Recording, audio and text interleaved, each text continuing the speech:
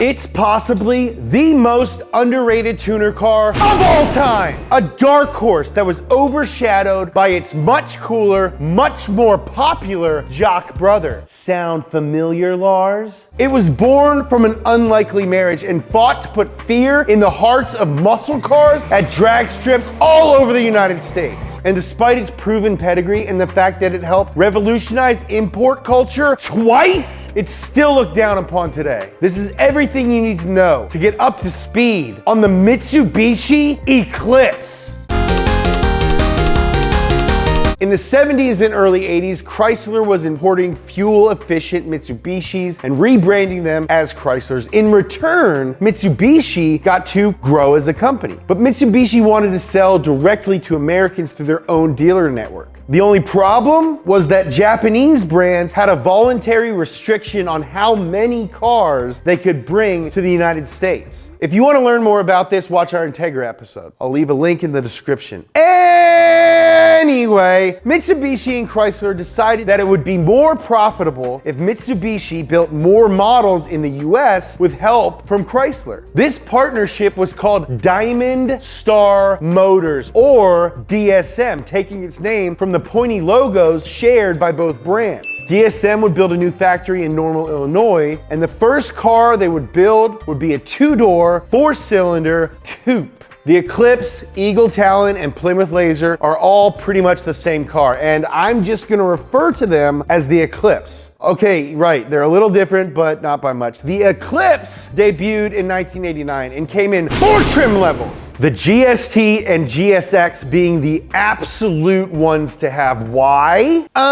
I don't know. Maybe because they were powered by one of the finest and most durable 4-cylinder engines ever? The 4G63T. Sound familiar? It's the same turbocharged 4-cylinder engine that powered the freaking Evo.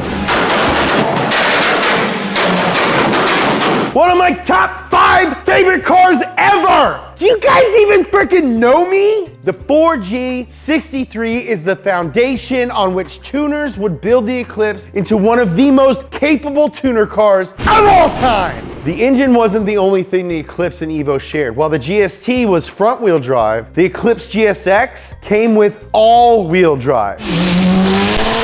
The same all-wheel drive found in the Evo 3. This means that the Eclipse is basically a 2-door Evo.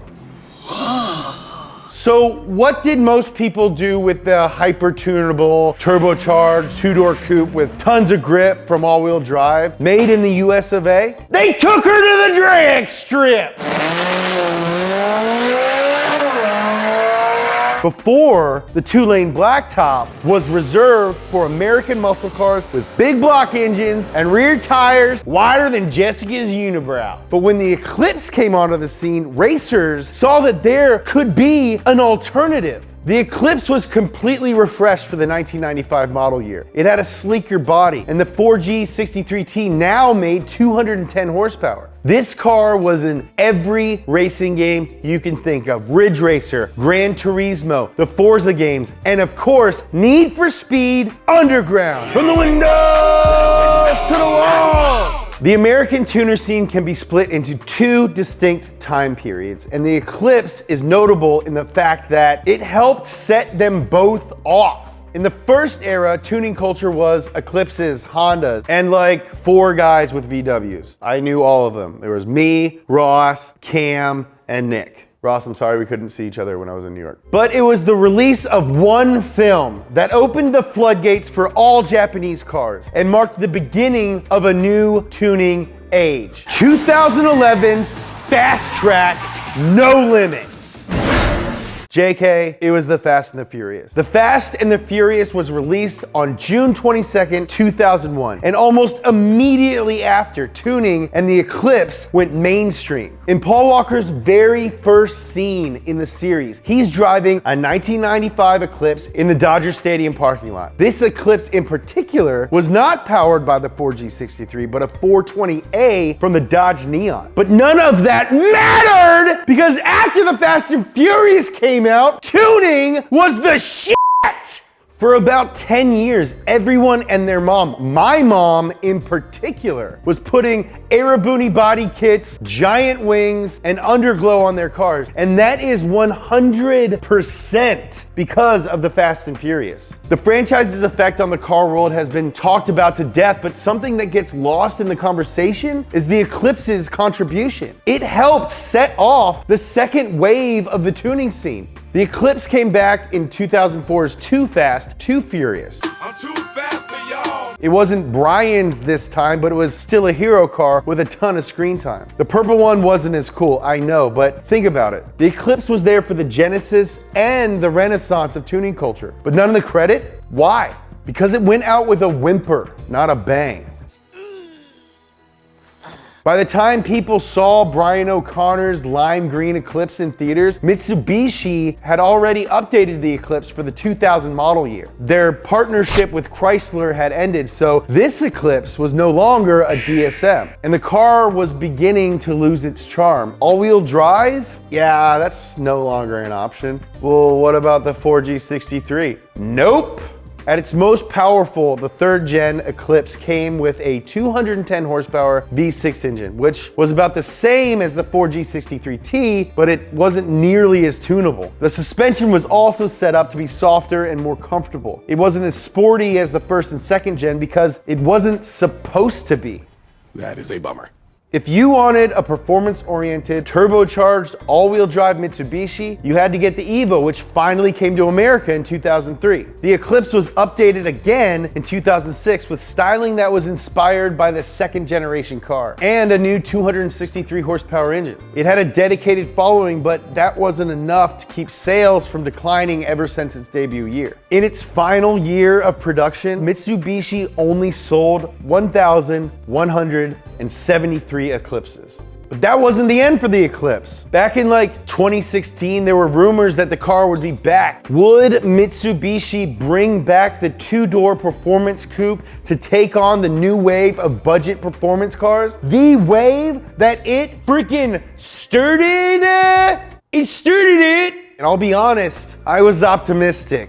I know I should learn by now. Never get your hopes up. You know I'd take you with me if I could. My naive thinking was shot down the next year when Mitsubishi confirmed that the new Eclipse would be a crossover SUV. Really, Mitsubishi? An SUV? An SUV! You already have the Outlander, which is an SUV. Why did you have to bring the Eclipse into it? I don't understand, and that's fine. The Supra, the RX-7, the Skyline, and even Mitsubishi's own Evo are legendary tuner cars that live on thanks to the Fast and the Furious and the scene that it made a worldwide phenomenon.